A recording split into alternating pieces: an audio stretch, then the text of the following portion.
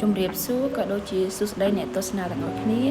បានមកបបៃដែរថ្ងៃនេះចំណែកខ្ញុំនឹងធ្វើត្រីឡាប់យ៉ាបំពងត្រឡប់មួយនឹងតកួនជាតបជាដំបូងខ្ញុំ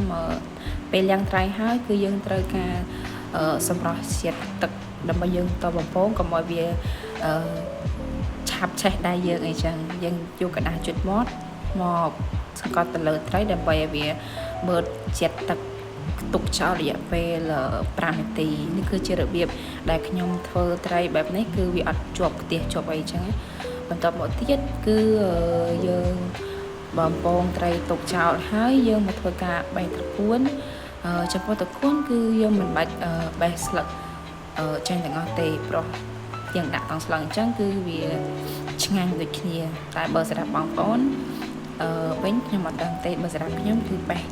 លតិចតិចឯងតើពេលយើងធ្វើការបេះត្រកួនហើយគឺយកត្រកួនមកលាងទឹកឲ្យស្អាតព្រោះដើម្បីកុំឲ្យពេលយើងធ្វើទៅវាជាប់ដៃជាប់អីអញ្ចឹងទៅហើយ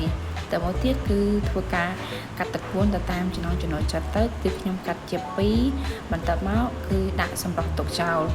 បន្ទាប់ពីយើងសម្រស់ត្រកួនហើយគឺយើងមកមើលត្រីវាស្ងួតល្អហើយគឺចាប់ផ្ដើមបកចេញហើយយកกระดาษជុតមាត់ចេញកុំឲ្យវាជាប់លើត្រីអញ្ចឹង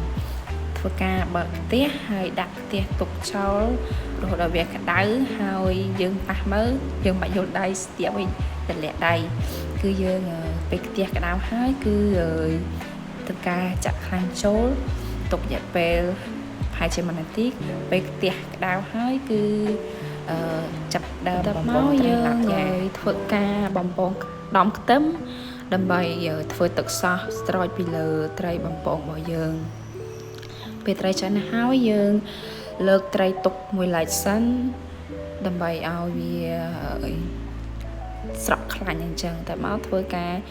ដាក់នៅខ្ទឹមសដែលយើងបានចិញ្ច្រាំរួចand then កូរវាទៅហើយ